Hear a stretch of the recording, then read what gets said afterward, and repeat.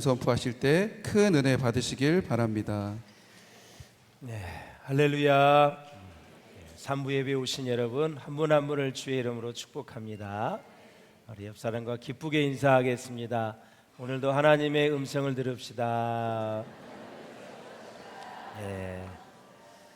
우리 기도 들어주시는 하나님, 우리 시온성가대 은혜의 찬송 감사합니다. 우리 홍양 군사님이 입단하셨나 봐요. 네, 축하드립니다. 그 보통 힘든 데 아닌데 성가대 하실 분들 한 6, 7자리 있으니까 나와서 꼭 찬양을 할 수 있기를 바랍니다. 날씨가 몹시 덥습니다. 그러나 이 날씨를 아주 좋아하는 벼들이 있습니다. 벼가 무럭무럭 잘 자라가고 있습니다. 우리만 덥다 자꾸 신경질이나 짜증내지 마시고 그저 감사함으로, 더위 있는 것도 여러분 있는 거지만 그 이길 수 있는 게 더 감사하잖아요. 살아있는 게 얼마나 감사해요. 옆 사람을 축복하고 말씀 듣겠습니다. 범사에 감사합시다. 여러분 성 어거스틴을 잘 아실 것입니다. 어거스틴은 자신의 죄악과 방황의 날들을 자기가 쓴 책 참회록에서 아주 솔직하게 고백을 해주고 있습니다. 어거스틴은 자신이 소위 극장의 즐거움을 떨쳐버리지 못했다 이렇게 얘기합니다. 당시 극장에서는 무희들이 음란한 춤을 추기도 하고 말초신경을 자극하는 각종 연극들을 공연하기도 했습니다. 또 그는 어린 나이에 한 여인과 동거를 해서 아들을 낳기도 했습니다. 그러면 그가 어둠의 삶에 대해 회의를 느끼고 그 삶에서 벗어나기 위해 이제 몸부림치는 그런 시점이 되었는데 계속 시간이 가도 해결이 되지 않는 것입니다. 그는 당시 로마 제국 안에 널리 퍼져 있었던 만이교에서 9년간이나 심취를 했습니다. 9년 동안 올바르지 못한 교단입니다. 또 최고 지도자인 파우스트를 만나서 영적 고민을 해결해 보고자 애쓰기도 했습니다. 그러나 파우스트는 세상에 처음부터 빛과 어둠이 있었다는 그 운명론적 이원론을 이야기했고, 어거스틴의 고민은 그 이론 안에서도 절대 해결이 되지 않았습니다. 그 이후에 어거스틴은 빛을 밝히면 어둠은 저절로 사라진다는 단순한 원리를 깨우치게 되었습니다. 빛이 오면 어둠이 사라지는구나. 그래서 그 빛이 무엇인가에 대해서 신경을 썼습니다. 그는 그 빛 안으로 들어가는 것이 사람의 노력으로 되는 것이 아니라 전적인 하나님의 은총임을 깨달았습니다. 그 빛은 다름 아닌 하나님이요 그분의 아들이신 바로 예수 그리스도였다라는 거죠. 사랑하는 여러분, 신앙은 교회 안에 갇혀 있는 것이 아닙니다. 생활 속에서 신앙이 나타날 때 진정한 신앙인이 될 수 있습니다. 따라서 하나님의 은총을 받은 우리는 이 세상을 살아가면서 하나님의 뜻을 드러내면서 아름답게 사셔야 된다라는 거죠. 그러므로 우리에게는 살아가면서 이제 세 가지의 아멘이 필요합니다. 어떤 아멘이 필요하냐면, 첫째, 하나님의 말씀이라면, 말씀이 선포되면 입으로 아멘 할 수 있기를 바랍니다. 이렇게 이제 3부 예배를 드리는 주일 예배 때는 적당하게 아멘을 아멘 이렇게 하면 참 좋을 것 같아요. 너무 속이 들어가도 안 들리니까 내가 내는 소리를 내가 귀가 들어야 된대요. 그래야 그것이 내 마음에 싹 각인이 된다는 거예요. 내가 한 소리가 들려야 된다는 거죠. 이건 안 들려. 아멘 이렇게 아멘 소리 지르면 이거 다른 사람이 너무 힘들어하니까 적정선에서 아멘 이렇게 끝을 올리면 안 돼요. 끝을 올리면 신경질 내는 것 같아. 아멘 이렇게 다정하게 우리 주님을 맞이하듯이 해보세요. 아멘. 참 잘했어요. 도장을 확 찍어줘. 그렇게 하시면 돼요. 그렇게 아멘 하면 하면서 한 25분, 30분, 35분 집중적으로 들으세요. 텔레비전은 몇 시간씩 영화도 보면서 그 30, 40분을 못 들어요? 다 들으세요. 그리고 아멘은 마음으로 하는 것이에요. 내 마음이 동의합니다. 그게 진리입니다. 하나님이 옳습니다. 하나님의 말씀이 지당하십니다. 그 말씀이 내게 필요합니다. 그대로 동의하고 받아들입니다. 억셉트 하는 거예요. 마음으로 하는 거예요. 세 번째는 생활로 하는 거예요. 그렇게 입으로 마음으로 했다면 내 생활 속에서 아멘에 걸맞는 신앙생활을 할 수 있기를 주의 이름으로 축원합니다. 사대교회가 그렇게 하지 못했기 때문에 그래요. 사랑하는 여러분, 사도 요한이 소아시아의 여러 교회에 계시록의 편지를 보낼 때는 언제 됐냐면 기독교가 시작이 된 지 100년이 채 되지 않는 때였습니다. 참 제가 늘 설교할 때마다 강조합니다만 여러분, 때도 잘 분별하셔야 돼요. 우리나라가 1970년, 80년, 90년대 때, 60년대 때 기독교가 엄청나게 성장을 했습니다. 산 위로 또 어디를 가든지 아주 인산인해 했습니다. 부흥회를 하면 가득가득 넘쳤습니다. 이웃교회 가서 다 은혜를 받았습니다. 그리고 일주일 내내 금요일까지 부흥회를 했습니다. 그래도 사람들이 인산인해였습니다. 그래서 미국 사람들이 계속 우리를 이제 바라보면서 이제 한국 교회를 주목하고 있죠. 그래서 우리 교회가 좀 70년, 80년대 때 자랑스럽게 했어요.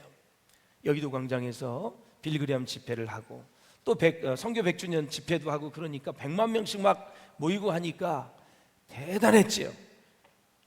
그래서 우리가 조금 니네 나라는 왜 그래? 미국은 왜 그래? 유럽은 왜 그래? 그랬더니 그 사람들이 야 100년만 지나봐, 잘만 살아봐, 기독교는 그냥 꺾여. 성경을 들여다보니까 풍요의 시대 때 하나님을 잘 섬긴 적이 단 한 번도 없고 중세시대 그때 너무너무 계몽시대 때도 완전히 기독교가 죽었고 이성이 발달한 그때 이 물질의 풍요한 가운데는 기독교가 번성한 적이 단 한 번도 없었다라는 사실이죠. 우리나라도 지금 예외가 아니다. 사랑하는 여러분, 사대교회를 보면은 이제 한국교회 실상이 그대로 드러나게 돼 있는 거예요.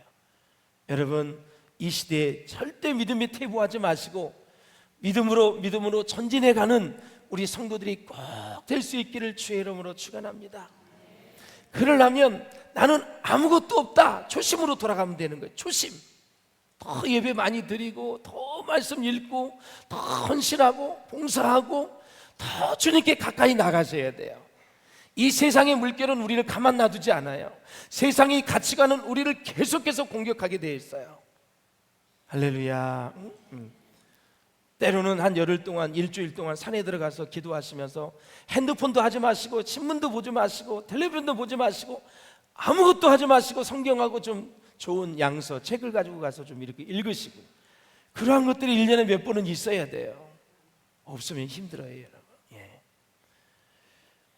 사랑하는 여러분, 자, 그렇다면 이 소아시아의 여러 교회에는 오늘 현대 교인들이 겪는 많은 문제들이 나타나고 있는데, 그렇다면 주님은 왜 하필이면 소아시아에 있는 교회들에게 편지를 보내셨을까?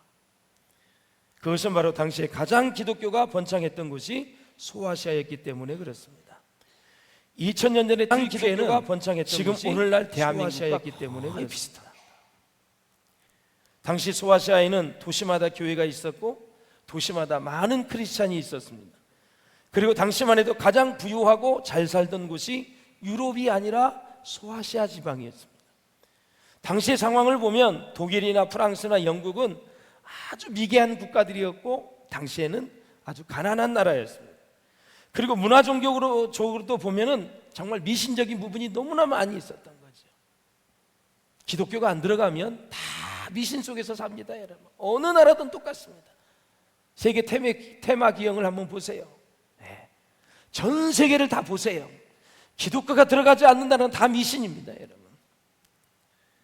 그래서 유럽도 당시에 그랬다. 그런데 나중에 여러분 십자군 전쟁이 일어났잖아요. 십자군 전쟁, 종교 전쟁이죠. 소아시아에 와서 보니까 엄청나게 소아시아가 잘 사는 거예요. 깜짝 놀란 거죠. 그래서 유럽 사람들이 소아시아에 와가지고 전쟁을 하다가 세상에 유럽보다 이 소아시아가 엄청 잘 사는 것을 그때 본 겁니다. 전쟁을 통해서 출격을 해야 되니까.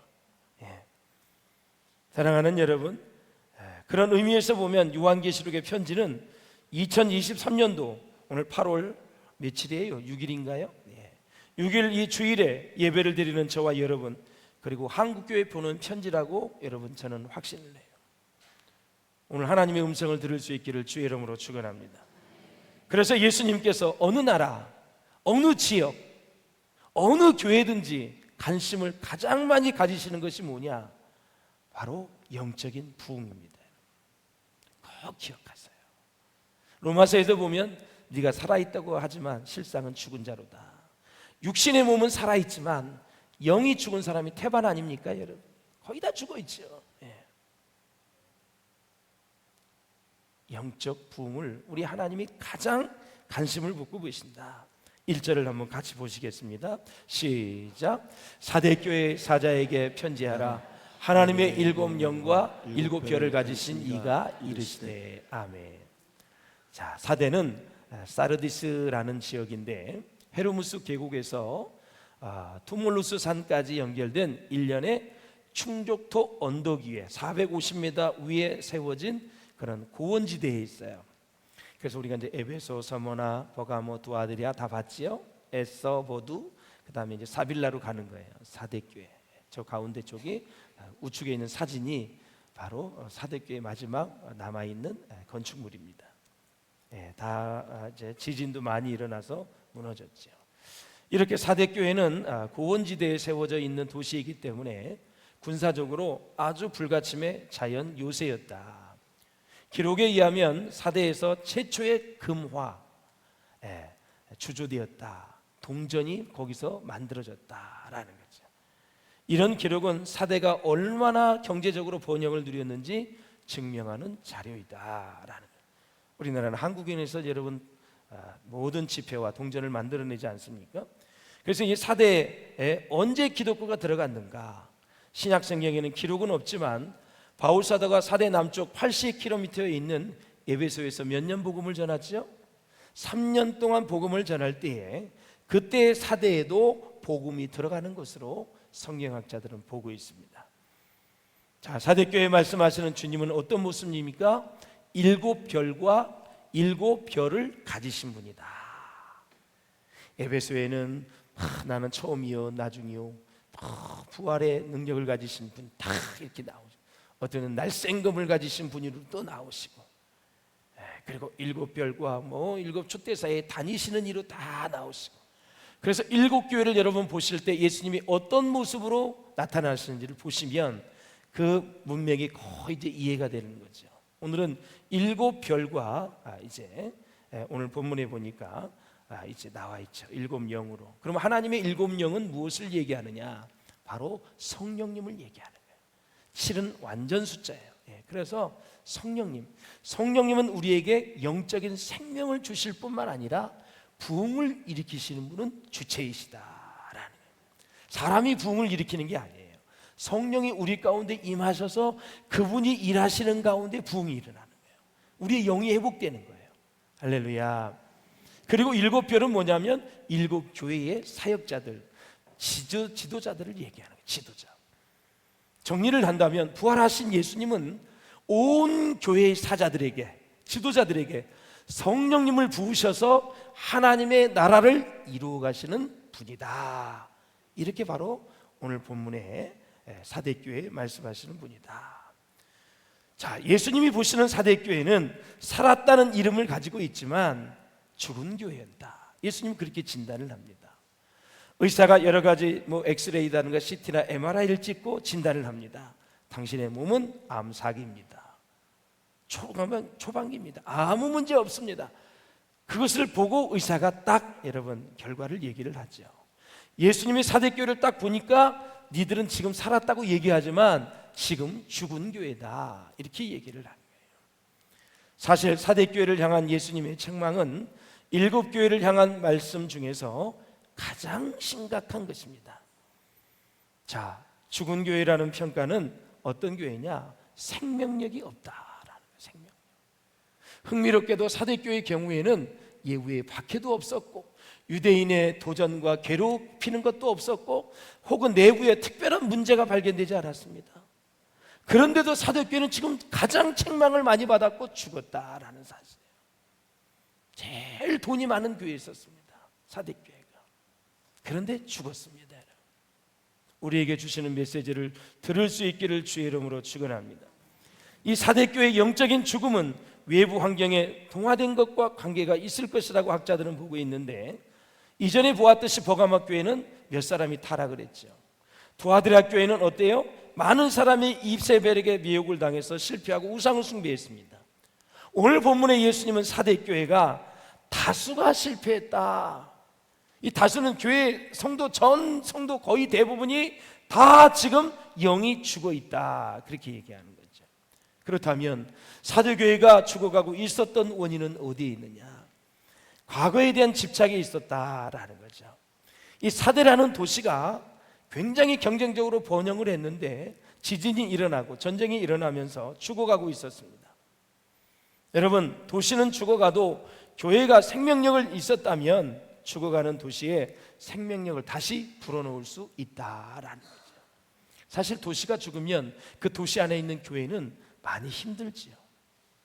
제 동기 하나가 저 울산에 현대중공업 배 만든 데 있잖아요. 그 앞쪽에 교회가 있어요. 그렇게 호황을 누리다가 한 3, 4년 동안 불황이 돼가지고 교회에 다니던 과장, 대리, 부장, 이사들 이런 분들이 서울로 다 이사를 가니까 교회가 3분의 1밖에 안 남더래요. 그래서 한번 제가 방문한 적이 있느니 웃잖아 막 하면서, 야 그럼 너 수도권 위로 올라와라 그랬더니 못 갑니다. 죽으면 여기서 죽습니다. 행님이에요. 행님이나 수도권에서 열심히 하시게. 그거 아직도 목사가 됐는데 행님 그래 아직. 동기 때 저하고 아주 친하게 지냈는데 제가 늦게 신학을 해서 거의 나이가 많이 차이 나니까 그런. 이 도시가 경제적으로 어려우면 그 도시 안에 있는 교회들도 같이 어려움을 당할 수밖에 없죠. 사랑하는 여러분, 사대교회는 환경을 극복하지 못했습니다. 급속도로 세속화되어 갔던 그런 교회 중에 하나였다라는 거예요. 본래 사대라는 도시는 리디아 왕국의 수도였는데 한때 소아시아에서 가장 부유한 도시로 명성을 날렸다고 합니다. 자, 리디아 왕국의 크로에수스라는 아주 유명한 왕이 있었습니다. 크로에수스, 아주 큰 부자였습니다. 그러니까 이제 소아시아의 문서들을 보면 이런 문구가 있어요. 크로에수스 같은 부자. 얼마나 부자였으면. 그만큼 이 도시는 한때는 찬란한 부요를 자랑하고 있었습니다. 사대교회는 조금 전에도 말씀을 드렸지만 이단의 내용도 없어요. 박해도 없어요. 유대인의 괴롭힘도 없어요. 사랑하는 여러분, 그러므로 영적으로 살아있는 교회는 늘 사단의 공격의 대상이 됩니다.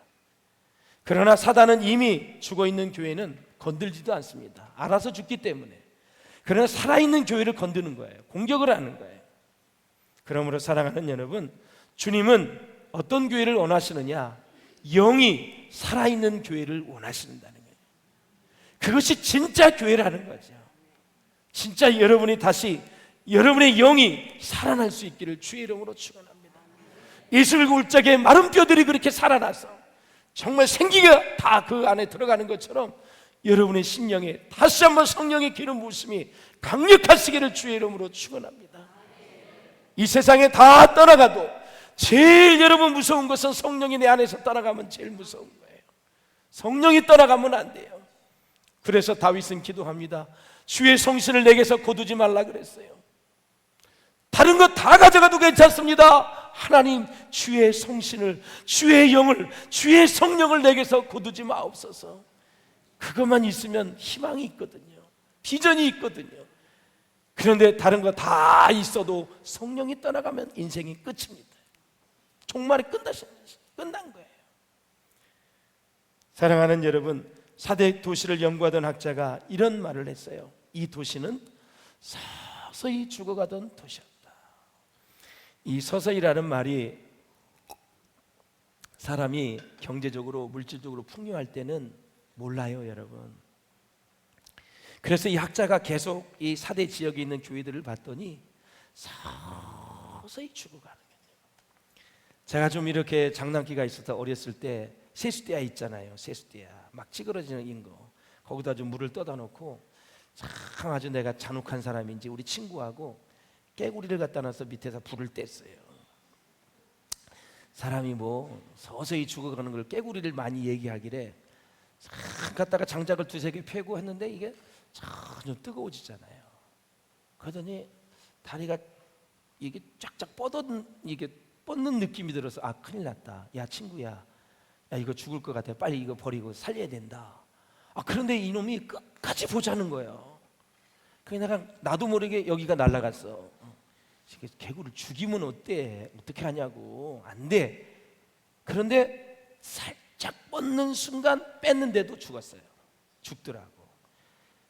이게 또 온도를 딱 봤더니 여러분 목욕탕이 거의 35도에서 37도거든요. 사람 온도하고 비슷해요. 그거보다 살짝 뜨거웠어요. 그런데 쭉 뻗으려고 그럴 때 뺐는데도 빼고 나니까 못 살더라고. 죽더라고요. 서서히 불이 가열되면서 이렇게 죽어가던 그런 모습. 정말 그것도 제가 하나님 앞에 회개를 많이 했어요. 사랑하는 여러분, 우리의 영은 언제 죽어가는지 모르게 죽어가는데 여러분 제일 중요한 게 영 관리를 잘 하셔야 돼요. 우리는 육신의 건강 관리를 위해서 열심히 애를 쓰잖아요. 달리기도 하고 걷기도 하고 좋은 것도 먹고 운동도 하고 좋은 공기도 마시고 별 다 하죠. 그거 마찬가지로 영 관리를 하셔야 돼요. 영 관리. 계속 말씀을 가지고 보충시켜줘야 되고 기도를 통해서 하나님의 능력을 다 우리 가운데 채우셔야 되고 성령의 역사를 통해서 늘 내 자신을 볼 수 있지 않아야 되고 내가 지금 무엇을 해야 될지 어떤 말을 해야 될지 어떤 행동을 해야 될지 지금은 잠잘 때인지 깰 때인지 순간 성령의 음성과 분별력을 가지고 우리는 사셔야 돼요. 할렐루야. 참 너무나 더운 시대에 이 더운 이 계절을 보내고 있어요. 여러분 감사를 잊어버리시면 안 돼요. 풍성한 여러분 가을에 열매를 주기 위해서 지금 이 장렬한 태양이 필요한 거예요. 그래서 지혜롭게 잘 더위를 이기시고 또 더 하나님의 말씀으로 영의 양식으로 살찌우시면서 정말 풍요를 기다리는, 풍요를 준비하는 영적인 능력을 가지고 승리하는 우리 모두가 될 수 있기를 주님의 이름으로 축원을 드립니다. 자, 그렇다면 사대교회가 서서히 죽어가고 있다는데 구체적인 내용이 뭐냐? 자, 과거를 자랑하면 안 된다 이거죠. 우리가 선교하고 전도하고 많은 일을 하지요. 그러면 교회는 자부심이 생깁니다. 돈이 많아 있던 이 교회였기 때문에 얼마나 여러분 선교 전도를 많이 했겠어요. 교회가 또 개척이 되면은 또 얼마나 보람이 있었겠어요. 그러니까 우리가 했지, 내가 했지, 자만했습니다. 죽어가는 교회 상황을 보면 항상 꼭 똑같아요. 과거 얘기만 해요. 과거는 이랬다. 현재가 없고 앞으로 풍성한 미래가 안 보이는 거예요. 개인도 마찬가지입니다. 과거는 지나갔습니다. 과거는 아무리 잘못 살아 할지라도 지금 예수 만나서 산다면 최고인 것입니다. 과거에 아무리 여러분 영적으로 풍성했어도 지금 영이 죽어 있다면 문제가 심각한 거죠. 하나님 과거를 묻지도 않고 따지지도 않고 여러분 절대 지금 현재를 중요하시는 분이 하나님이십니다라는 거죠. 여러분 과거는 다 예수의 이름으로 정리하시고 오늘부터 새 출발할 수 있기를 주의 이름으로 축원합니다. 예수님은 일찍이 열매로 그 나무를 난다고 말씀하셨잖아요. 마태복음 한번 보세요. 7장 16절입니다. 시작. 그들의 열매로 그들을 알지니 가시나무에서 포도를 또는 엉겅퀴에서 무화과를 따겠느냐. 즉 보이는 행위를 통해서 보이지 않는 마음이 드러난다라는 거죠. 사랑하는 여러분, 믿는다고 말은 하지만 순종으로 그 믿음을 드러내지 못하고 있는지 우리는 잘 스스로 돌아보시길 바랍니다. 썬데이 크리스찬이라는 말이 있죠. 주일에만 교회에 가지만 신앙이 온전하지 않는 사람을 가리키는 말입니다. 믿음 신앙생활을 해야지 여러분 종교생활을 하면 안 돼요. 종교생활은 불교처럼 그냥 절에 왔다 갔다 하는 것처럼 교회도 왔다 갔다 하는 것처럼 기독교는 그게 아니라 살아있는 종교예요. 죽은 지 3일 만에 부활하신 예수님, 그분을 믿기 때문에 그 믿는 순간 예수님의 영이 내게 들어오는 거예요. 내 영이 들어오면 내가 죽었던 영이 예수님의 영을 만나면 내 영이 살아나는 거예요.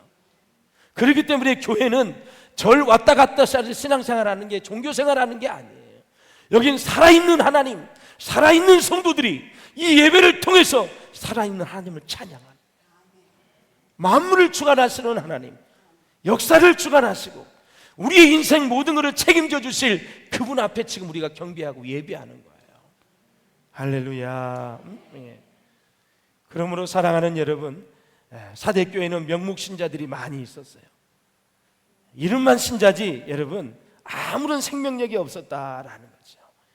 그렇지만 이들은 아마도 오늘날의 썬데이 크리스찬보다는 훨씬 믿음이 좋았을 것으로 예상하고 있어요.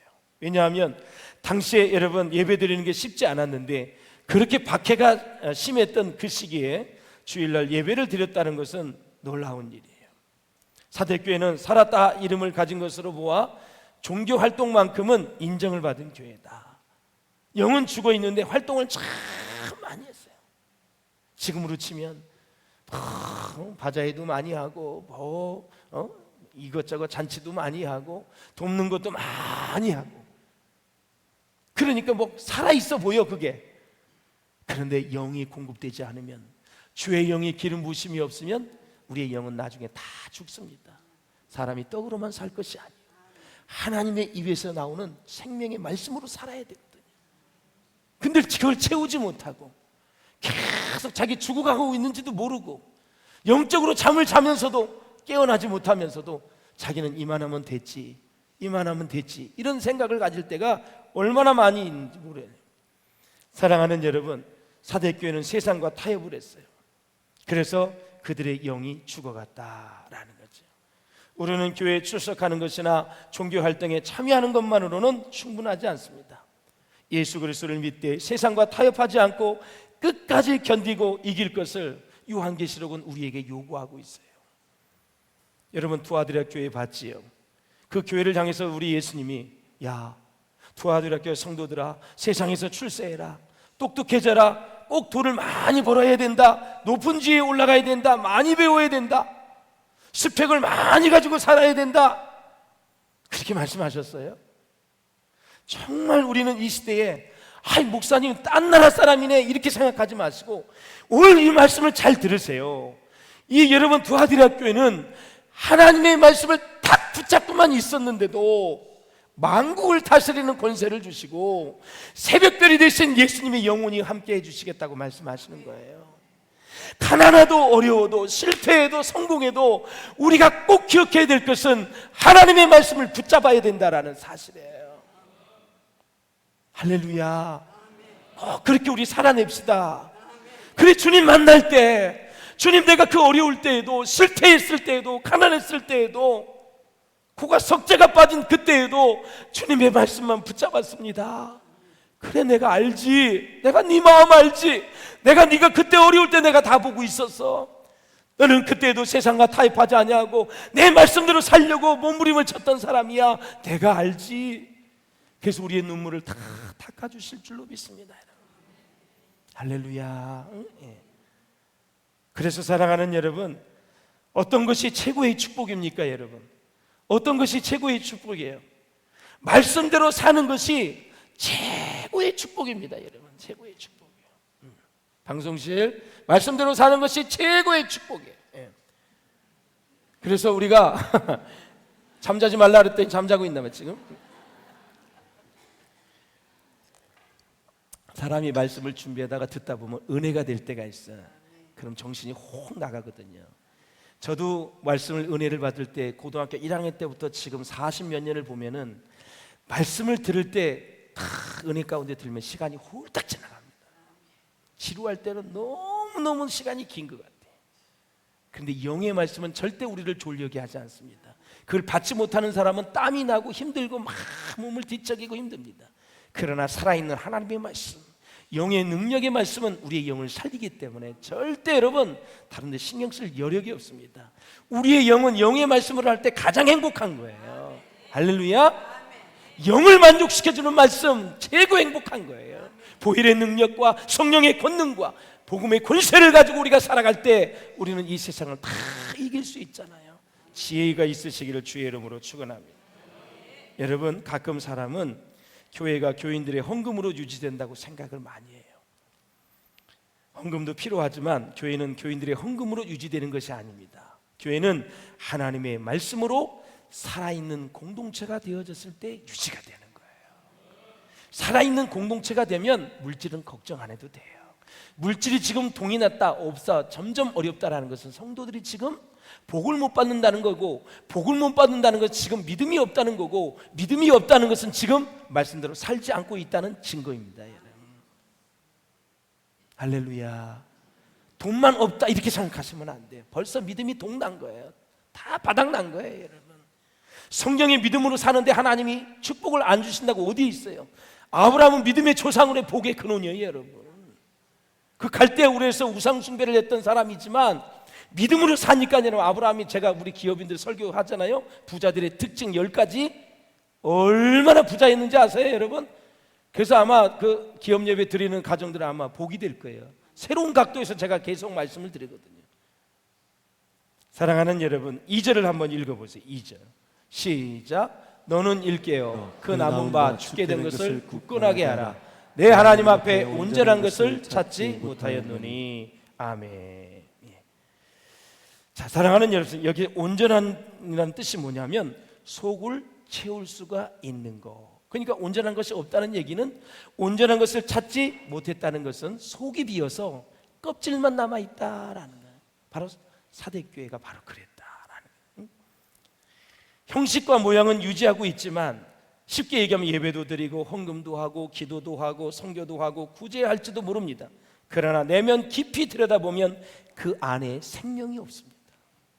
그래서 사대교회에 말씀하시는 주님께서 내 행위에 온전한 것을 찾을 수 없다라고 말씀하시는 거예요. 본문에서 성령을 하나님의 영이라고, 일곱 영이라고 말하는 이유는 성령은 이 세상에서 일어나는 일들을 전부 다 알고 계신다라는 뜻이에요. 전 우주를 다 지금 감찰하신다, 그 뜻이에요. 일곱 영. 영은 영인데 일곱 영, 아주 충만한 걸 얘기하는 거거든요. 니네 사대교회뿐만이 아니라 일곱 교회뿐만이 아니라 지구촌에 있는 교회, 모든 교회, 모든 성도 한 사람 한 사람을 지금 다 완전히 다 보고 계신다라는 뜻이에요. 그래서 성령은 하나님의 깊으신 뜻까지 다 알고 계시고 통찰한다고 성경은 말씀하고 있어요. 그래서 사랑하는 여러분, 우리 인간의 모든 문제는 성령이 오시면 다 해결되는 것입니다. 할렐루야. 하나님의 영인 성령은 교회에 임하십니다. 그냥 임하시는 것이 아니라 말씀의 선포와 함께 임하시는 거예요. 지금 말씀을 들을 때, 깨달아질 때 이미 성령이 임한 거고, 이 말씀을 들을 때 은혜가 될 때 이미 성령이 임한 거고, 지금 성령이 일하고 계시는 거예요. 저도 지금 설교할 때 성령이 얼마나 일하시는지 몰라요. 강대상에 올라가서 주님 의지하고 말씀을 선포하면 주의 영이 내게 쫙 막 임하셔요.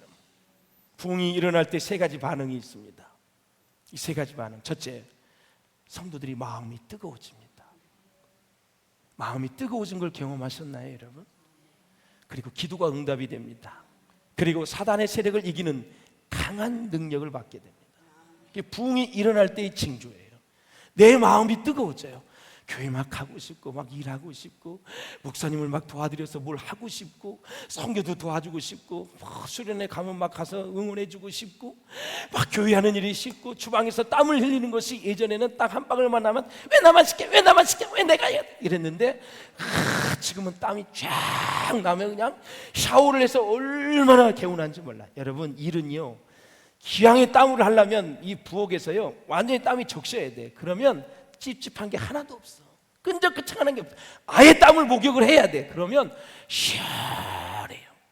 경험을 못하신 분들은 다음 주에 꼭 주방으로 내려가셔서 이 시원함을 누릴 수 있기를 주의 이름으로 축원합니다. 조금 흘릴 때 찝찝한 거예요, 여러분. 다 해봤어요. 내가 농사꾼이 그 김매기 할 때도요, 처음에 얼마나 습도가 많고 따끔따끔한지 몰라. 다음에는 찔러도 모두 그냥 거머리가 그냥 10개씩 붙어 있어. 그래도 그냥 피가 쭉쭉쭉 나와도요 간질간질하잖아요. 그냥 조금 지나면 거기 적응이 되는